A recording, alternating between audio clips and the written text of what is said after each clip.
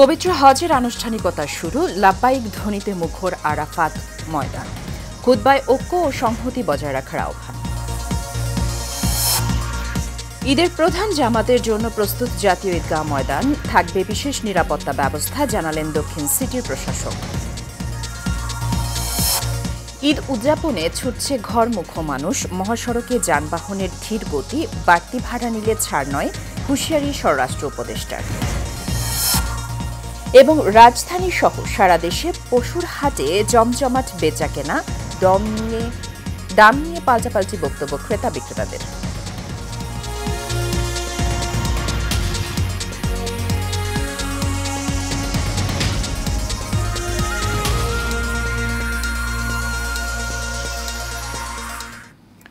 স্বাগত এশিয়ান নিউজে। দর্শক, সংবাদ জুড়ে সাথে আছি সুবর্ণা গোলন্দাজ। শুনছিলেন বিআরবি কেবল ইন্ডাস্ট্রিজ লিমিটেড সংবাদ শিরোনাম। চলে যাচ্ছি বিস্তারিত সংবাদে। শুরু হলো পবিত্র হজের আনুষ্ঠানিকতা। লাব্বাইক ধ্বনিতে মুখর আরাফার ময়দান। ফজরের পর গোটা দুনিয়া থেকে আগত 25 লক্ষাধিক মুসলমান ঐতিহাসিক আরাফার ময়দানে উপস্থিত হন। এর মধ্যে বাংলাদেশি হজযাত্রীর সংখ্যা 87,000-এর বেশি। এখানে সূর্যাস্ত পর্যন্ত অবস্থান করবেন তারা। আরাফার ময়দানের মসজিদে নামিরার জোহরের নামাজের আগে পবিত্র হজের খুতবা দেন মসজিদে হারামের প্রখ্যাত খতিব ও সৌদি সিনিয়র ওলামা পরিষদের সদস্য ডক্টর শাওক সালেহ বিন হুমায়দ। হজের খুতবায় তিনি বলেন, মুসলমানদের পরস্পরের মধ্যে ঐক্য ও সংহতি বজায় রাখা উচিত।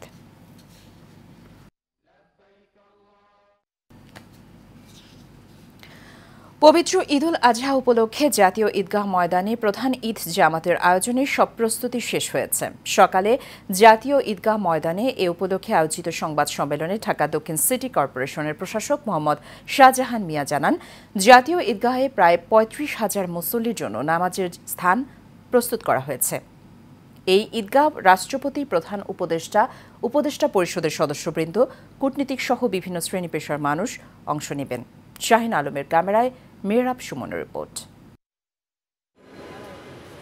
ঈদের আর বাকি 2 দিন। লাব্বাইক আল্লাহুম্মা লাব্বাইকে ধ্বনিতে যখন মুখরিত আরাফার ময়দান, তখন ঈদুল আজহার নামাজের শেষ সময়ের প্রস্তুতি সম্পন্ন হচ্ছে জাতীয় ঈদগাহ ময়দানে, যেখানে সকালে 7:30টায় অনুষ্ঠিত হবে ঈদের প্রধান জামাত।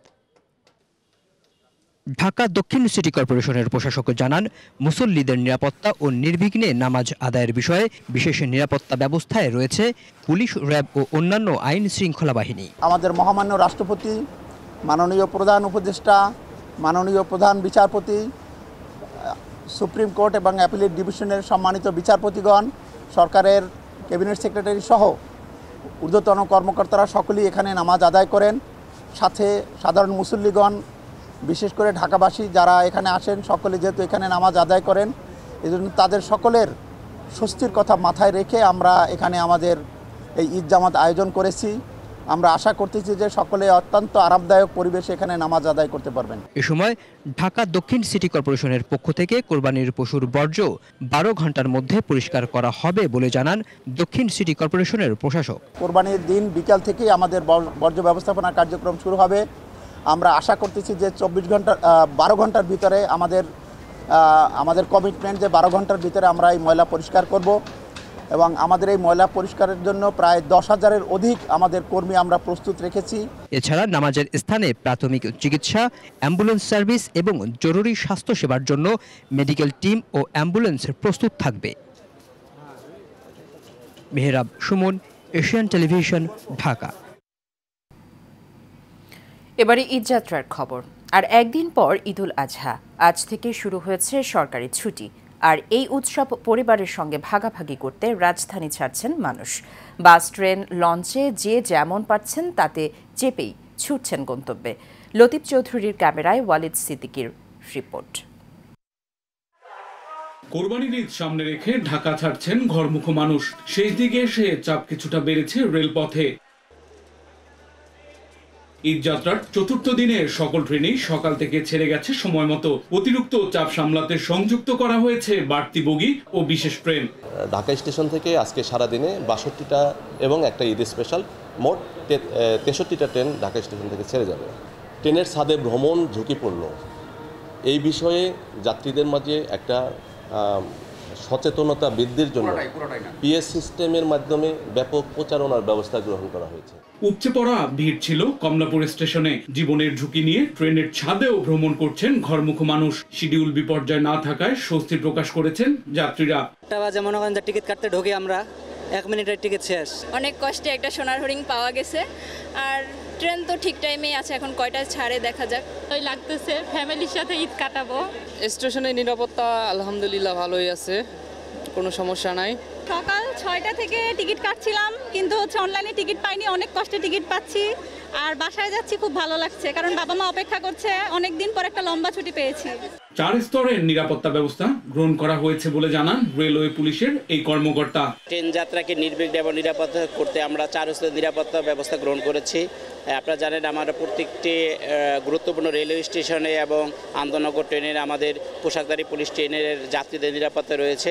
আমাদের প্ল্যাটফর্মের নিরাপত্তার জন্য আমরা এখানে অতিরিক্ত পুলিশ মোতায়েন করেছি। লম্বা ছুটি হওয়ায় কোনো রকম ভোগান্তি ছাড়াই গন্তব্যের উদ্দেশ্যে যাত্রা করছেন যাত্রীরা। ফিরতি যাত্রা স্বস্তিদায়ক করতে ফিরতির টিকিটও অনলাইনে বিক্রি হচ্ছে। ওয়ালি সিদ্দিকী, এশিয়ান টেলিভিশন, ঢাকা। এদিকে ঈদ উপলক্ষে অতিরিক্ত যানবাহনের চাপে ও সড়কে একাধিক গাড়ি দুর্ঘটনা এবং যানবাহন বিকল হওয়ার ঢাকা টাঙ্গাইল মহাসড়কের 23 কিলোমিটার এলাকায় যানজট সৃষ্টি হয়েছে।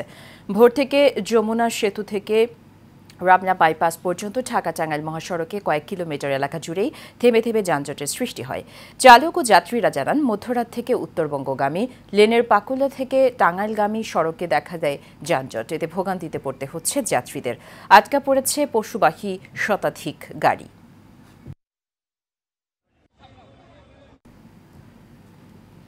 ঈদযাত্রার শেষ মুহূর্তে সড়ক পথে দেখা দিয়েছে বাস সংকট। এতে ভোগান্তিতে পড়েছেন যাত্রীরা। সেই সঙ্গে বাড়তি ভাড়া নেওয়ার অভিযোগও রয়েছে যাত্রীদের। গাবতলী বাস টার্মিনাল পরিদর্শন শেষে স্বরাষ্ট্র উপদেষ্টা বলেন, বাড়তি ভাড়া নেওয়ার অভিযোগ পেলেই নেওয়া হবে কঠোর ব্যবস্থা। আবির হোসেনের তোলা ছবিতে বিস্তারিত নূর মোহাম্মদ ভুঁইয়ার রিপোর্টে।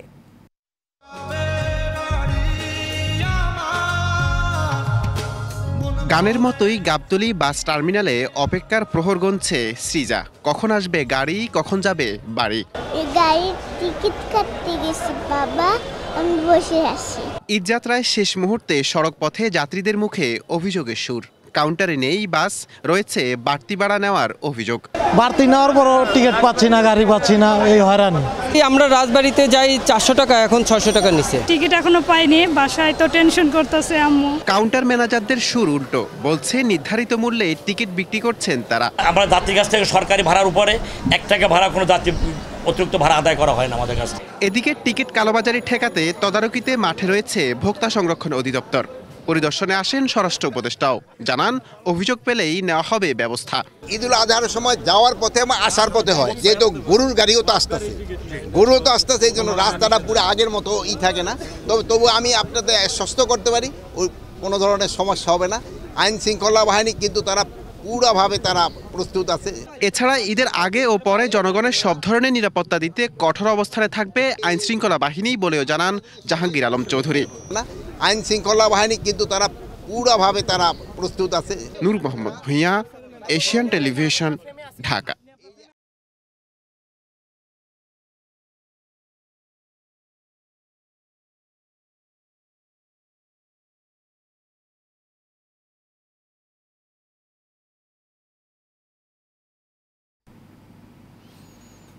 কোরবানির পশুর হাটের খবর। ঈদ যত ঘনিয়ে আসছে ততই বাড়ছে রাজধানীর পশুর হাটের বেচাকেনা। গেল কদিন ক্রেতার সমাগম তেমন না হলেও আজ কোরবানির পশু কিনেছেন অনেকেই। হাটে ক্রেতার সমাগম দেখে অনেকটাই খুশি বিক্রেতারা। তবে দাম নিয়ে দুই পক্ষের রয়েছে পাল্টাপাল্টি অভিযোগ।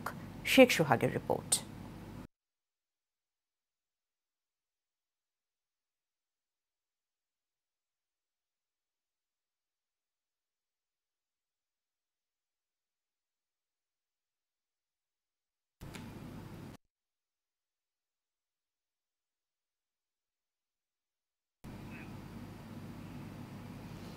দর্শক, রিপোর্টটি প্রক্রিয়াধীন রয়েছে, চলে যাচ্ছি পরবর্তী সংবাদে। ক্রেতা বিক্রেতার সমাগমে জমে উঠেছে মিরপুরের কালশি মোড়ের গরুর হাট। গত কয়েকদিন ক্রেতা খরা থাকলেও আজ সকাল থেকে বেড়েছে ক্রেতাদের ভিড়। বেড়েছে পশু বিক্রিও।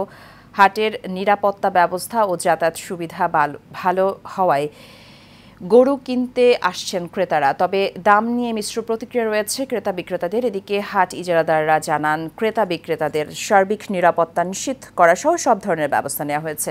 স্বেচ্ছাসেবীদের পাশাপাশি আইনশৃঙ্খলা বাহিনীও সদস্যরাও কাজ করছেন।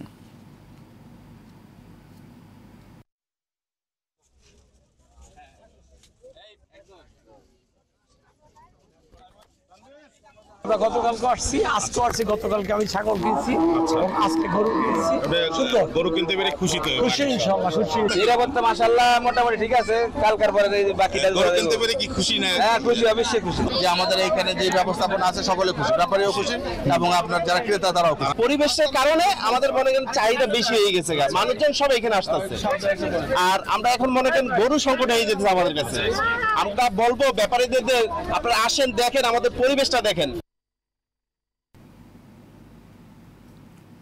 অন্যান্য প্রসঙ্গ, বিএনপির ভারপ্রাপ্ত চেয়ারম্যান তারেক রহমানের স্ত্রী ডাক্তার জুবাইদা রহমান ও তাদের মেয়ে জাইমা রহমানের বিরুদ্ধে সামাজিক যোগাযোগ মাধ্যমে ফেক আইডি ব্যবহার করে নানান অপপ্রচার চলছে বলে অভিযোগ করেছেন দলটির সিনিয়র যুগ্ম মহাসচিব রুহুল কবির রিজভী।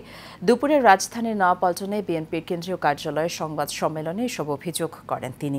রিজভী বলেন, একটি দুর্বৃত্ত চক্র ডক্টর জুবাইদা রহমান ও ব্যারিস্টার জাইমা রহমানের বিরুদ্ধে সামাজিক যোগাযোগ মাধ্যমে ফেক আইডি ব্যবহার করে নানান অপপ্রচার চালাচ্ছে, যা সম্পূর্ণ উদ্দেশ্য প্রণোদিত। বেশিরভাগ ক্ষেত্রে এআই পদ্ধতি অবলম্বন করে তা করা হচ্ছে। বিএনপির সিনিয়র যুগ্ম মহাসচিব আরও জানান, ডক্টর জুবাইদা রহমান ও ব্যারিস্টার জাইমা রহমানের সামাজিক যোগাযোগ মাধ্যম ফেসবুকে কোনো আইডি নেই। তিনি আরও বলেন, জিয়া পরিবারের নামে একটি মহল নীল নকশা তৈরি করছে, এর বিরুদ্ধে আইনি ব্যবস্থা নেওয়া হবে।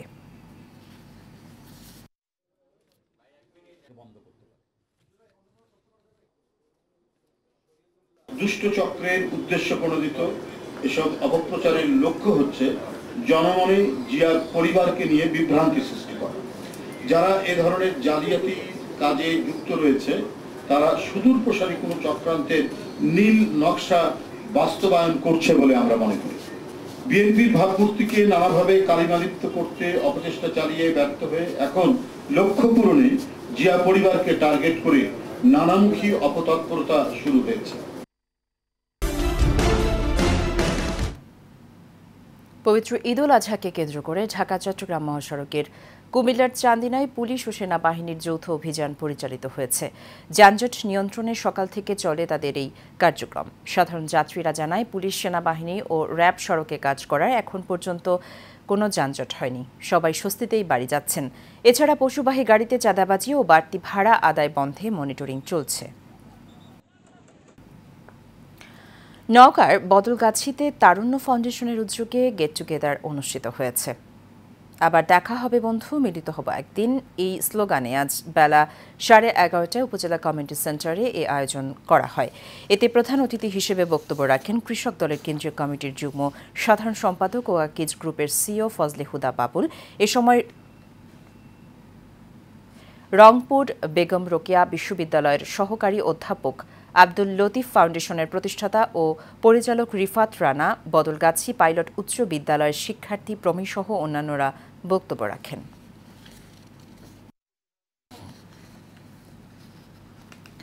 গাইবান্ধার সাঘাচায় জনস্বাস্থ্য পুষ্টি প্রতিষ্ঠানের আয়োজনে জাতীয় পুষ্টি সপ্তাহ উপলক্ষে আলোচনা সভা হয়েছে। এ সময় প্রধান অতিথি হিসেবে বক্তব্য রাখেন সাঘাচা উপজেলা নির্বাহী অফিসার মীর মোহাম্মদ আল তমাল। বিশেষ অতিথি হিসেবে বক্তব্য রাখেন সাঘাচা উপজেলা স্বাস্থ্য ও পরিবার পরিকল্পনা অফিসার ডাক্তার সাজিয়া আফরিন, ডাক্তার শাহিদুজ্জামান হাসান সহ আরও অনেকে। পরে অতিথিরা চাল, ডাল, সয়াবিন তেল সহ দেশীয় ফল ও সবজি বাস্কেট বিতরণ করেন।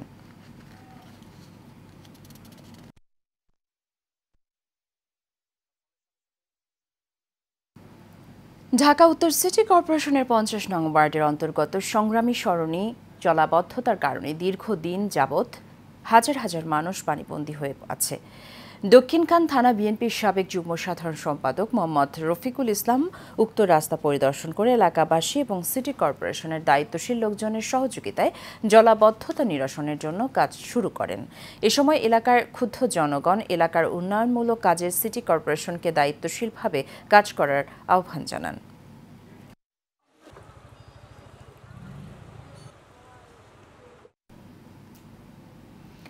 রাজধানীর কামরাঙ্গীরচরের মাহদীনগর এলাকায় জমি নিয়ে বিরোধের জেরে সন্ত্রাসী হামলা, অবৈধ দখল চেষ্টা ও প্রাণনাশের হুমকির শিকার হয়েছেন মোহাম্মদ রফিকুল ইসলাম ও তার পরিবার। তারা জানান, কুখ্যাত সন্ত্রাসী মনির কোম্পানি ও তার ঘনিষ্ঠ সহযোগী মোহাম্মদ হোসেনের নেতৃত্বে একদল দুর্বৃত্ত জোরপূর্বক তাদের জমি দখলের চেষ্টা চালায়। এ সময় জমি কেয়ারটেকার ও বাড়ির ভাড়াটিয়ারা বাধা দিলে তারা চলে যায়। তবে যাওয়ার সময় ভয়ভীতি প্রদর্শন করে। জমি সংক্রান্ত বিষয়টি বর্তমানে বাংলাদেশ সুপ্রিম কোর্টে বিচারাধীন বলেও জানান তিনি। 2 নম্বর মালিক 3 নম্বর মালিক হলো মালিক লোকজন তালা ভাঙে পরে সবাইরও এরা সম্পূর্ণ লোকজন হুমকি তুমকি দিছে। শেষ কর্পোরেশন নিউজ, তার আগে বিআরবি কেবল ইন্ডাস্ট্রিজ লিমিটেড সংবাদ শিরোনামগুলো জানিয়ে দেব আরও একবার।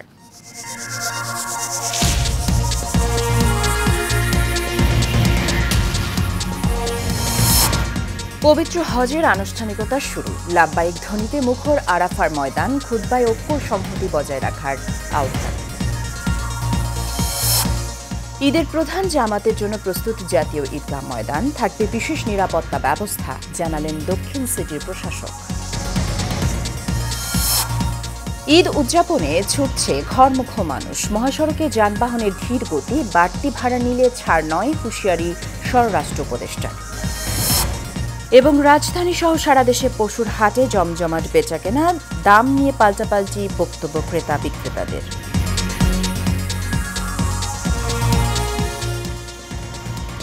এশিয়ান নিউজ এ পর্যন্ত। আমাদের পরবর্তী সংবাদ দেখার আমন্ত্রণ রইল। ধন্যবাদ সাথে থাকার জন্য।